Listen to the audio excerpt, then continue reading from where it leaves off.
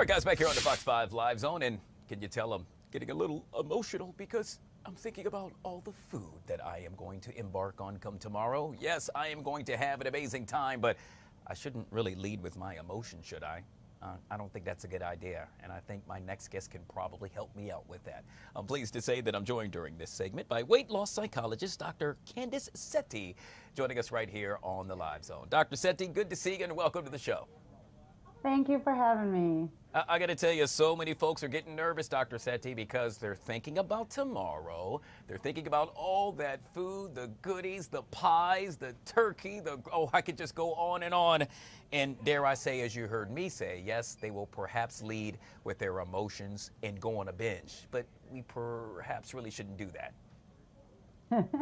I mean, you're not wrong. It's been a topic I've been talking about with my clients all week, because holiday eating is so emotional on so many levels.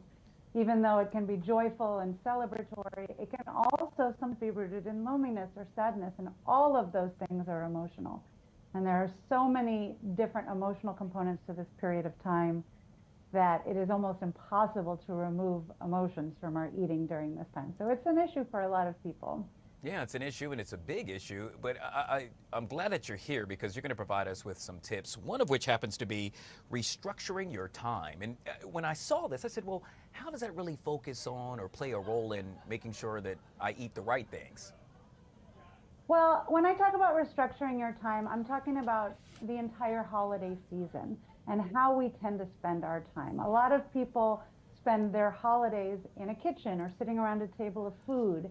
And I always like to talk to people about whether or not they can change things, like establish new traditions, like a family game night, or, a pre-meal touch football game, or, sitting by a fire sharing stories. Are there ways to restructure your time so that your holiday experience is not 100% food centric, which it is for a lot of us? So we often need to think a little bit outside the box to make some change around how we spend our time during the holidays. I absolutely love that. But you know what I love even more? The next one, which happens to be utilize a buddy system. I love that. Always. I mean, we all do better with a little support and accountability, right? And holidays are no different, right? You can find a friend, a family member with either similar health goals or that's like-minded, and just make a plan. And you can share goals for each meal. You can, agree to give each other reminders or just check in with each other periodically and give each other a daily report. And just having a plan and having somebody committed to the same goals with you can really help with your motivation and commitment. Yeah, one of the things that I'm not good at, Dr. Seti, is planning. But you say, hey, pre-planning is critical. For everything, but especially when we're talking about holidays. And with pre-planning, I often talk to people about choosing and planning their splurges and really thinking about what are the foods that you truly love in the holidays? What are your favorites? What are the things you look forward to? And can you make those your special indulgences instead of taking everything and every article, every item of food that's presented?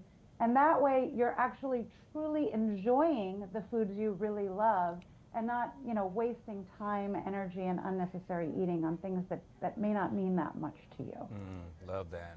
I think the next one is one that I'm already guilty of, and you heard that in my intro, and that is try to avoid being in the whole holiday think mode. I talk to everybody about holiday think mode because we tend to approach the holidays in our minds as if it's a 5-week eating extravaganza instead of treating it like 5 or 6 meals, which is what it actually is for most people. And when you treat it like a few special meals instead of thinking of it as the entire month of December, you can really change your outlook and how you treat your body during this time and ensure that you're not setting yourself back so many steps because you embrace this let go mode during the entire month of December. Which leads us to our very last tip, and that happens to be to incorporate nutrition and movement. So vital. Well, and not every meal and every holiday experience needs to be void of nutrition or health value, right? You can play with fun new veggie dishes to incorporate into some of these meals. You can start a meal with a salad. You can implement a post-meal group walk, right? I mean, there are a lot of ways that you can take things that are happening in the holidays and add a little bit of health or nutrition to them, right? They don't all need to be completely void of that. So I encourage everyone to think about how they can do that in a way that feels viable. All of which you can discover more with regard to your new book. It's entitled Shatter the Yo-Yo. You see it right there on your screen, authored by none other than Dr. Candace Seti. Hey, when I get a chance to get my hands on this, when am I going to see? Well, this is really about helping people break diet dependence and learn how to manage their weight sustainably long term by making lifestyle and behavioral changes as opposed to, restriction and deprivation and all of the short-term things that are associated with dieting. Absolutely love it. If you haven't already done so, make sure you pick it up, not now, but right now. Once again, we have been chatting with Dr. Candace Seti. She is a weight loss psychologist, kind enough to join us right here on the Live Zone. And because of you, ma'am, I'm less emotional with regard to my food. Thank you. So glad. All right, guys, we'll take a quick break.